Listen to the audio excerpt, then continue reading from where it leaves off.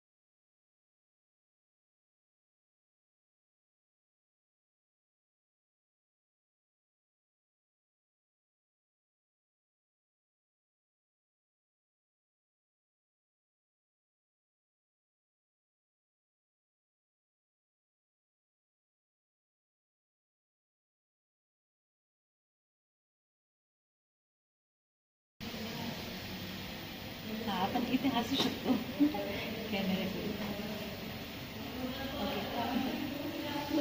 मॅडमकडे ना हो जा ना मॅडम. आज एवढे पेशंट आहेत ना?